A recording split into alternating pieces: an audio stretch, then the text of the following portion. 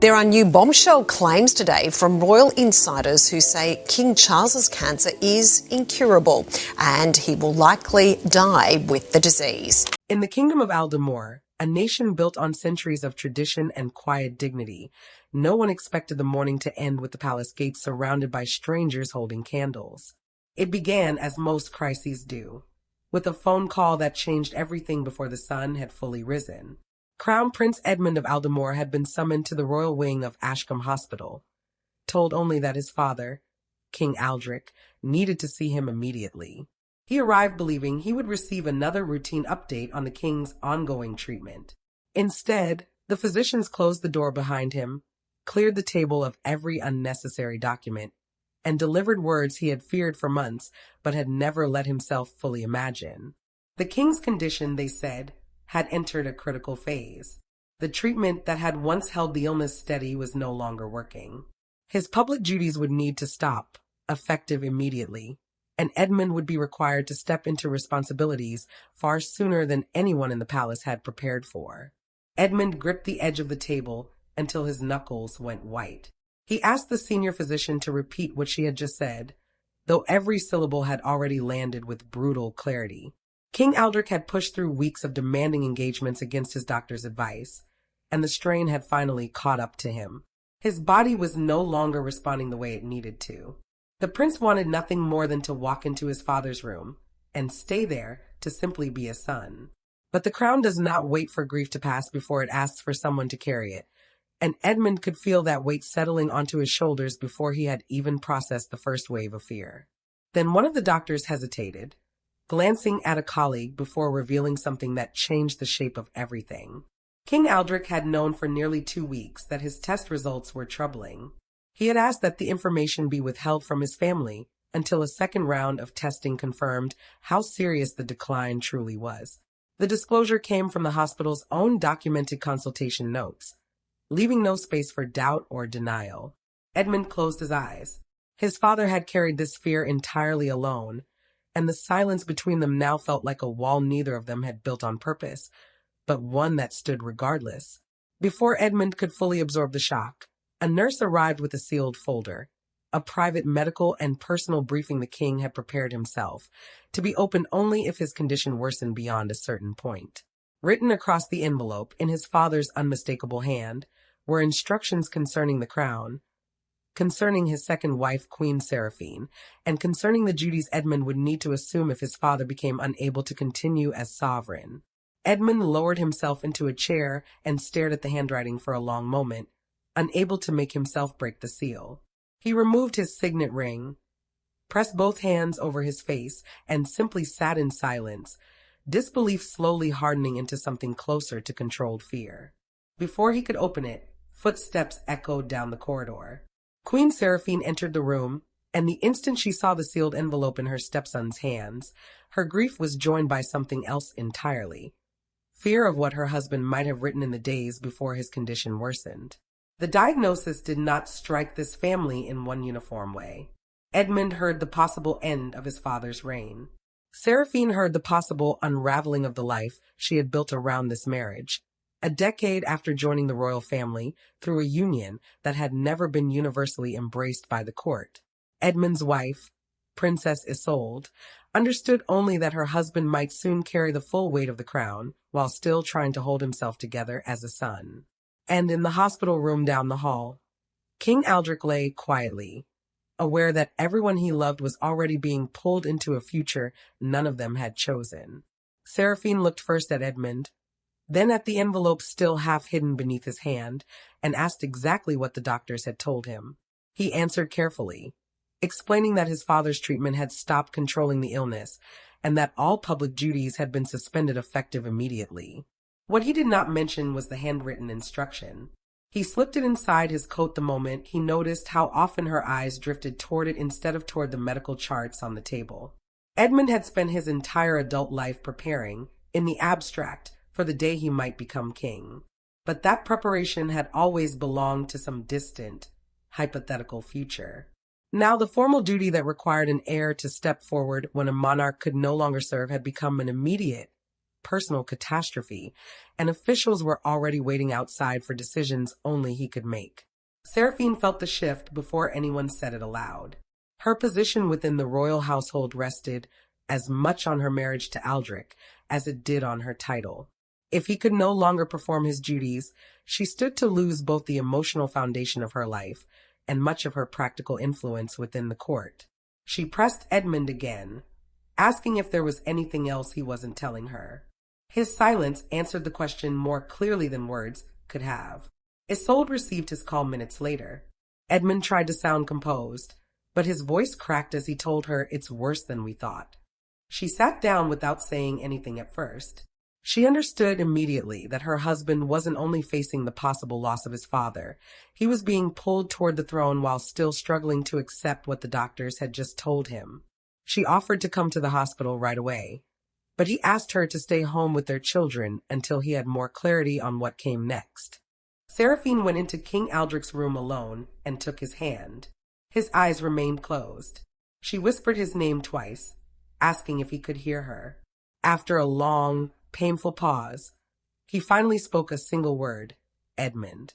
Her fingers tightened around the edge of the blanket, and the silence that followed felt heavier than any official statement the palace could ever release.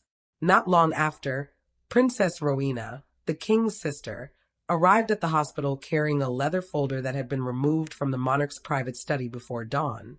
King Aldrich had requested separate conversations with her, with Seraphine, and with his son, a request that suggested he intended to settle far more than simply his medical arrangements. Rowena held the folder close and told Edmund that what it contained concerned a decision their father had made weeks earlier, one that had nothing to do with the doctor's announcement that morning. The truth, she said, was that this crisis had not begun in the hospital at all. It had begun during a private ceremony the king never finished.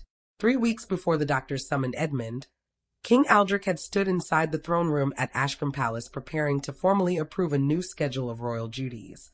The ceremony should have taken no more than 20 minutes. Instead, the king stopped halfway through the first page, lost his grip on the ceremonial pen, and sat motionless as it clattered onto the table. Only Rowena had witnessed the flash of fear that crossed his face in that moment. That single unfinished signature quietly became the trigger behind everything that followed. The moment the palace could no longer pretend his health was simply a private matter to be managed out of view. King Aldrich had ignored repeated warnings from his doctors that exhaustion was undermining his response to treatment. He had continued with meetings, receptions, and long working sessions because stepping back, to him, felt indistinguishable from surrender. The ceremony that day was meant to authorize 6 weeks of overseas visits, honor ceremonies, and constitutional meetings. Instead, it revealed just how little strength he actually had left. When the pen struck the table, Aldrich stared blankly at the page in front of him, then turned to his sister and asked what document was even sitting there. She answered slowly, watching confusion pass over his face before he tried, unsuccessfully, to hide it. Rowena reached for the papers, but her brother pulled them back, insisting he was fine to continue. He was not. That single moment forced the palace's medical team to order emergency testing that led directly to the devastating hospital consultation with Edmund weeks later. Rowena refused to pretend nothing had happened. She told her brother plainly that the schedule needed to be cancelled and that Edmund needed to be told immediately. Aldrich rejected both demands. He feared that his son would abandon his own family to remain constantly at his father's bedside, turning love into yet another burden the future king would have to carry alongside everything else. During a private conversation later preserved in the palace's confidential medical file, Aldrich finally admitted the truth to his sister. He said he wasn't most afraid of dying. He was afraid of handing Edmund a crown wrapped in grief, unresolved conflict, and a family already strained by quiet suspicion. Rowena listened without interrupting, understanding that her brother's silence wasn't protecting his son from pain. It was simply delaying a shock that would eventually arrive regardless. That same night, the king dictated a confidential instruction transferring several of his duties to Edmund and limiting who would be permitted to influence decisions during any period in which he was incapacitated. Rowena's leather folder now held that unsigned schedule, the fallen ceremonial pen preserved by a palace aide, and the final document Aldrich had completed against his doctor's explicit advice. He had struggled visibly as he signed it. Rowena placed a hand beneath his wrist to steady him, but he pulled away and forced the pen forward himself. "This has to be my decision," he told her. The completed order named Edmund as the central authority during any period of his father's incapacity. But one clause sharply restricted Queen Seraphine's role, and when Edmund finally read that clause for himself, his grief gave way, almost instantly, to anger. He walked straight toward his father's hospital room, demanding an explanation. He did not enter as an heir seeking instructions. He entered as a son who had just discovered that the man fighting for his life had made enormous, life-altering decisions without trusting him with the full truth. Aldrich was weak, but his mind remained entirely clear. When the door closed and the aides withdrew, neither man spoke right away. Between them lay a signed order, a worsening diagnosis, and decades of unspoken emotion that royal formality could no longer hold back. Edmund set the document down on the bed between them. The instruction gave him authority over senior royal duties, palace communications, and constitutional briefings for the duration of his father's medical withdrawal. It also limited Seraphine to personal support and select charitable work, preventing her household from directing decisions in the king's name. Edmund asked, voice low but sharpened by anger, why the truth had been kept from him. Aldrich had tried to protect the monarchy while denying his own family the chance to stand beside him honestly, and Edmund told him plainly that he could have carried this fear together with him. Instead, he'd been forced to learn everything secondhand, through doctors and sealed documents. Aldrich looked away before he answered. He had watched his son juggle marriage, children, public duty, and the mounting pressure of succession, and he said he simply couldn't bear to add one more burden before it became unavoidable. But his attempt at protection now felt, to both of them, like betrayal, because silence hadn't reduced the pain at all. It had only postponed it until the moment it became unbearable. "Were you preparing me to become king?" Edmund asked, "or preparing to leave me?" Aldrich turned his face away, unable to answer for several long seconds. Then he explained, through what the hospital's documented consultation notes would later confirm, that doctors had warned his decline might become irreversible if the current treatment failed. That warning was exactly why he had signed the emergency instruction before Edmund had even been summoned. The king also explained his reasoning behind restricting Seraphine's authority. Two competing royal households, he said, could fracture decision-making during a genuine crisis, and Edmund needed one clear chain of command, not several competing voices. Seraphine could remain beside him as his wife, but she could not direct the crown while his son carried its responsibilities. Edmund pushed his chair back, anger finally breaking through the composure he'd been holding on to. Before he could say anything further, Aldrich struggled for breath, and Edmund moved instantly to support him until the episode passed. For one brief moment, titles disappeared entirely. There was only a frightened son holding up his weakened father. Rowena opened the door once the medical team gave permission, telling them that senior palace officials were waiting to decide whether the private instruction could take effect immediately. Edmund stepped away without offering forgiveness, and Aldrich closed his eyes, aware that their confrontation had resolved nothing. The family's pain was no longer confined to that hospital room. It was about to collide with the machinery that decides, in practical terms, who actually holds power when a monarch can no longer function. While Aldrich fought his private medical battle, another struggle unfolded around a long conference table at the palace. Senior advisors, constitutional officials, Rowena, Edmund, and Seraphine gathered to determine how the monarchy would function while the king could not maintain his usual duties. Yet the most powerful person in that room wasn't the one speaking the loudest. It was Edmund, still absorbing the shock of the doctor's words, while every signature pulled him closer to the throne. He listened as officials began redistributing his father's responsibilities. Public engagements needed reassignment, state briefings needed redirection, honor ceremonies needed postponing or transferring, and communications with foreign leaders needed to sit under one clear authority. Every adjustment mattered, because even a brief gap in clarity could create confusion over who actually spoke for the crown. Seraphine objected before the first arrangement was even finalized, insisting that no one understood Aldrich's intentions, fears, or emotional limits better than she did. Removing her from strategic discussions, she argued, would separate the institution from the man at its very center. Her voice stayed steady, but the hurt underneath, it was impossible to miss. Edmund answered without raising his own voice. The signed instruction, he explained, didn't remove her from his father's side at all. She could remain with him, support him, continue her charitable work. What she could not do was convert personal loyalty into constitutional authority. He knew how cold that distinction sounded. But without it, competing households could easily issue conflicting orders during the most fragile stretch of his father's reign.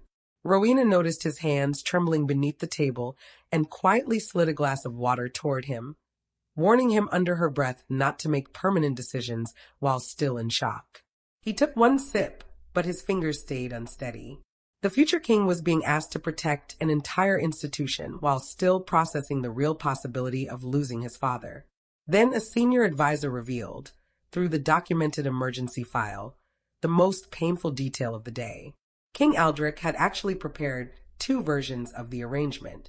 The first had given Seraphine a formal consultative role, allowing her to advise Edmund on major decisions. The final, signed copy had removed that provision entirely.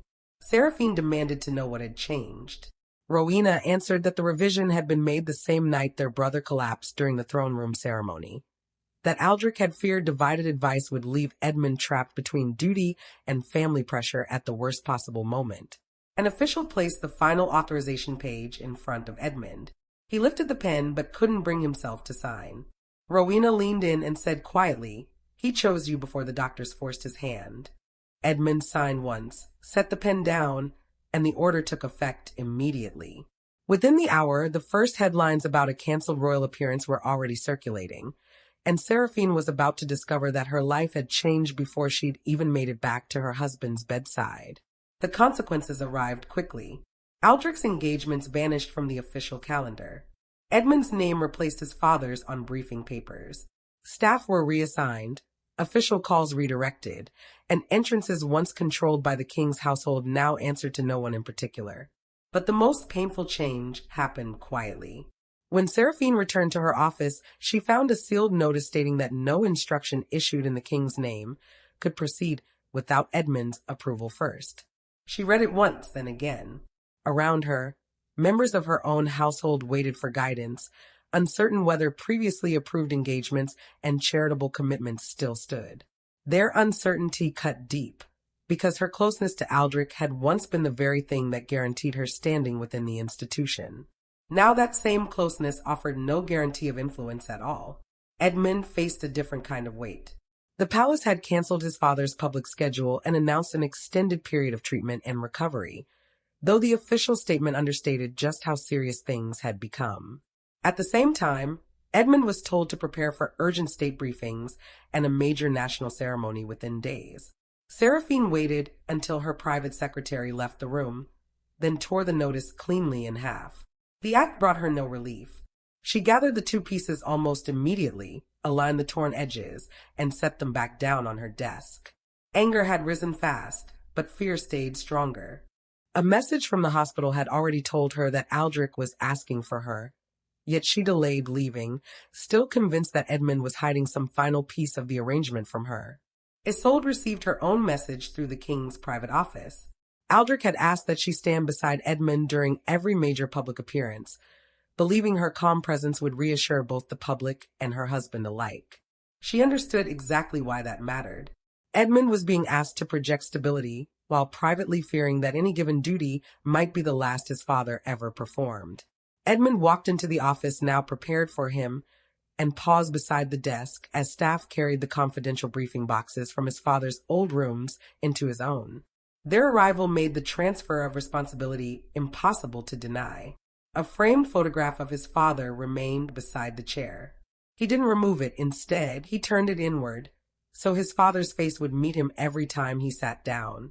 Then a message arrived directly from the hospital. Aldric wanted to see his son alone. No officials, no documents, no advisors waiting outside the door. The request offered no explanation, only urgency. For the first time since the diagnosis, protocol and paperwork would be shut out entirely. leaving only a frightened father and the son he had chosen to carry everything forward. When Edmund arrived, no one else was in the room. Aldrich asked for the medical monitors turned away and the official documents removed. For one night, he didn't want to speak as sovereign to heir. He wanted to speak simply as a father who understood that his secrecy had wounded the very person he'd been trying to protect, and who might not get another chance to make it right. His condition had stabilized just enough, for the moment, to allow one uninterrupted conversation.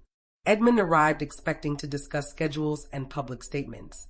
Instead, his father refused to talk about any of it.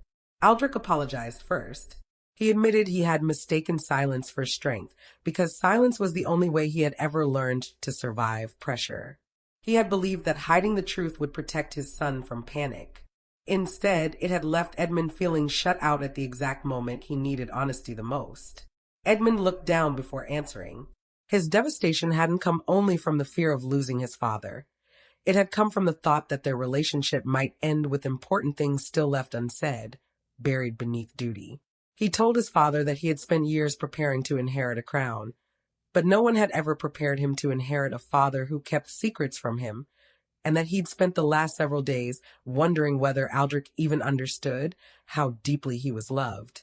Aldrich removed his own signet ring and placed it in Edmund's palm, making clear that the gesture wasn't an abdication or a transfer of power. It was simply a promise that he would no longer hide behind formality when speaking with his son.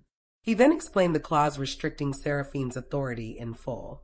He had removed her consultative role because Edmund needed protection from competing pressures during a crisis, not because he intended for her to be abandoned or treated as an adversary. He asked Edmund to bring her back into the family's conversations, while keeping the formal constitutional decisions under his own control. Edmund agreed on one condition. Every future medical update had to be shared honestly with both him and Seraphine, with no delays and no second version of the truth. His father gave his word. Edmund closed his fingers around the ring, then handed it back, telling his father he didn't need a symbol. He needed him to keep fighting and to keep telling the truth. For the first time since the diagnosis, father and son understood each other without any title standing between them. By morning, the news had spread across Aldemore.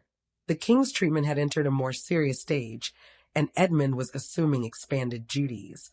Crowds gathered quietly outside the palace gates, some holding flowers, others simply standing in silence, watching a future monarch step forward while still grieving the possible loss of his father. Edmund reviewed the final palace statement line by line, cutting anything that felt too personal. Isolde noticed every time he softened a sentence about fear or family, and understood exactly why. He believed that one emotional phrase might break the composure he needed to hold in front of an entire nation. She reminded him gently that strength didn't require pretending he felt nothing, but he only nodded and kept revising the page. Seraphine initially refused to appear beside him. The revised arrangement had left her feeling pushed aside, and standing next to Edmund publicly felt, to her, like conceding defeat. Rowena confronted her privately and told her that wounded pride couldn't become the family's final message, that Aldrich had asked for unity, not obedience. After a long silence, Seraphine agreed. During the recorded palace address, Edmund confirmed that his father was facing a difficult medical period, but also stated clearly that the king remained engaged, informed, and determined to keep serving within whatever limits his doctors set. His voice tightened once, but never broke. As he stepped away from the podium, he reached for Seraphine's hand, and she accepted it. The gesture was small, but it confirmed that his father's private request had been honored, and that, for now, the family had held together. Inside the hospital, King Aldrich listened as his doctors delivered their final assessment. His treatment would continue for an extended and uncertain period, making a full return to his old schedule unlikely for the foreseeable future. He would not abdicate, he would not formally give up the throne, but he would accept a reduced role, receiving only essential briefings while Edmund carried the bulk of public and operational duties.